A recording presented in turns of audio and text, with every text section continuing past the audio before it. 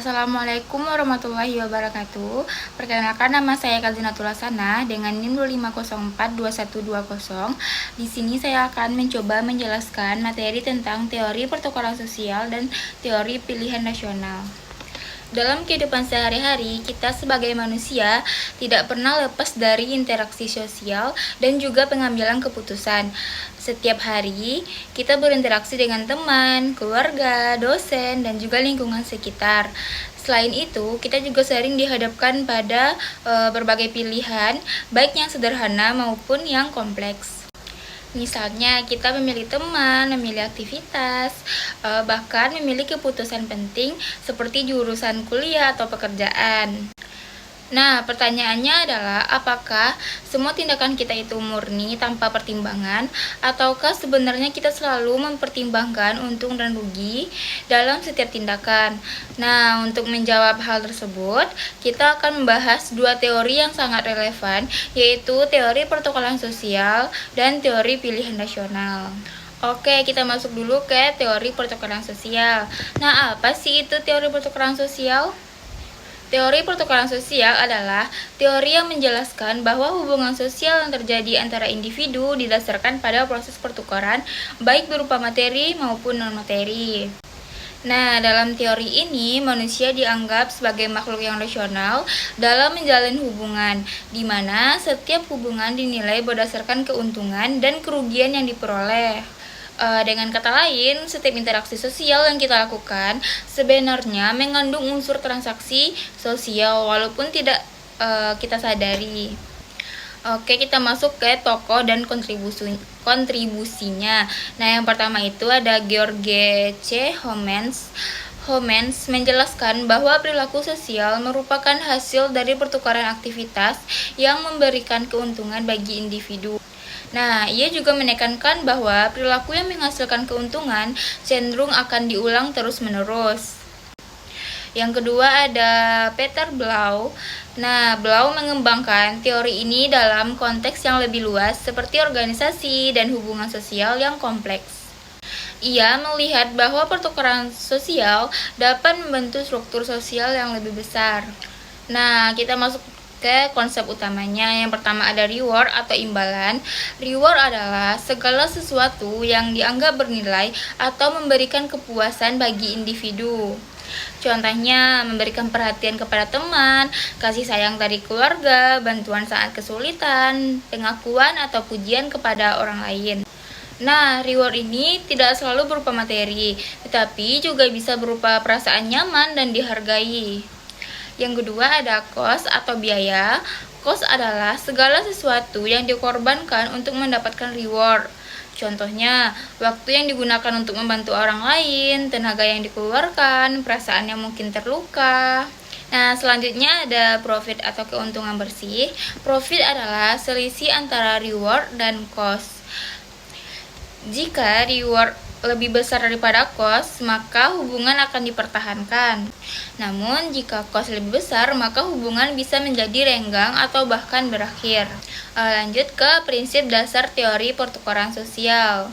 Nah, di sini ada beberapa prinsip penting dalam teori ini. Yang pertama ada manusia cenderung mengulang perilaku yang menguntungkan. Yang kedua, manusia menghindari hubungan yang merugikan. Nah, selanjutnya ada hubungan sosial bersifat timbal balik. Dan yang terakhir, kepuasan dalam hubungan menjadi faktor utama keberlangsungan hubungan. Oke, kita jadikan contoh dalam kehidupan nyata ya. Yang pertama itu ada kita biasanya memilih berteman dengan orang yang memberikan kenyamanan, perhatian, dan dukungan. Nah, hal ini karena kita mendapatkan reward secara emosional. Oke, contoh yang kedua bisa kita ambil dalam hubungan percintaan.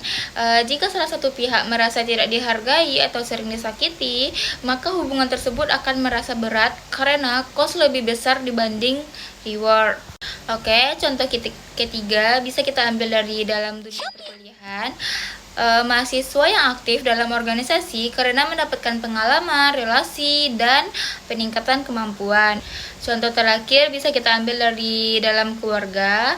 Walaupun ada konflik, hubungan keluarga tetap dipertahankan karena adanya reward berupa kasih sayang dan ikatan emosional. Nah, bisa kita analisis lebih dalam bahwa teori ini kita bisa memahami bahwa manusia tidak hanya bertindak berdasarkan perasaan, tetapi juga mempertimbangkan manfaat yang diperoleh. Namun, penting juga untuk dipahami bahwa tidak semua hubungan sosial bersifat hitung-hitungan secara kaku, karena ada juga nilai-nilai seperti keikhlasan dan moral. Nah, kelemahan dari teori ini apa sih? Yang pertama itu ada terlalu menekankan keuntungan pribadi, yang kedua menganggap semua hubungan sebagai transaksi, yang ketiga kurang memperhatikan faktor budaya dan nilai sosial. Oke, kita masuk ke teori yang kedua, yaitu teori pilihan nasional. Apa sih itu teori pilihan nasional?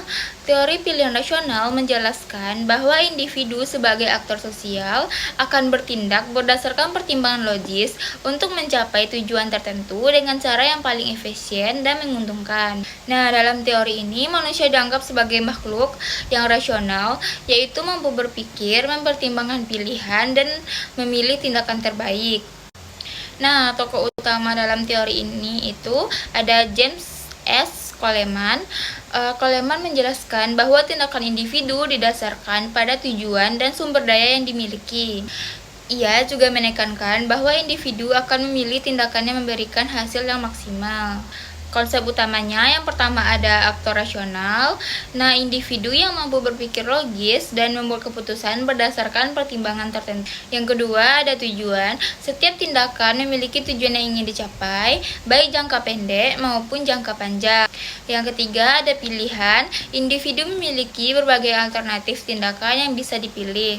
Yang terakhir ada sumber daya. Untuk mencapai tujuan, individu menggunakan sumber daya seperti waktu, uang, tenaga, dan informasi. Nah, di sini ada prinsip dasar dari teori ini. Yang pertama ada individu memilih tindakan yang paling menguntungkan. Yang kedua, selalu mempertimbangkan risiko dan manfaat. Dan yang ketiga, bertindak berdasarkan logika dan perhitungan. Oke, untuk contohnya bisa kita ambil dari kehidupan nyata. Yang pertama, ada mahasiswa belajar sebelum ujian. Karena mereka ingin mendapatkan nilai yang baik, maka mereka memilih belajar dibandingkan bermain. Yang kedua, kita bisa memilih jurusan kuliah. Seseorang akan memilih jurusan yang memiliki prospek kerja yang baik dan sesuai dengan minatnya. Contoh ketiga, dalam berbelanja, seseorang mempertimbangkan lokasi, biaya, dan fasilitas sebelum menentukan tempat tinggal. Contoh kelima, ada dalam bekerja, seseorang memilih pekerjaan yang memberikan gaji tinggi, lingkungan nyaman, dan peluang karir yang besar. Nah, bisa kita analisis lebih dalam lagi teori ini. Teori ini menunjukkan bahwa manusia pada dasarnya ingin mencapai hasil terbaik dengan usaha yang efisien. Namun, dalam kenyataannya tidak semua keputusan manusia sepenuhnya rasional, karena masih dipengaruhi oleh emosi, kebiasaan, dan lingkungan sosial. Nah, kelemahan dari teori ini, yang pertama ada menganggap manusia selalu rasional. Yang kedua, mengabaikan emosi dan nilai sosial. Yang ketiga, tidak selalu sesuai dengan kenyataan. Oke, sekian dulu penjelasan yang dapat saya sampaikan. Sebagai kesimpulan, kedua teori ini memberikan pemahaman bahwa manusia dalam kehidupan sosial selalu mempertimbangkan keuntungan, baik dalam menjalin hubungan maupun dalam mengambil keputusan. Nah, teori pertukaran sosial membantu kita memahami bagaimana hubungan terbentuk dan dipertahankan, sedangkan teori pilihan nasional membantu kita memahami bagaimana individu menentukan pilihan dalam hidupnya.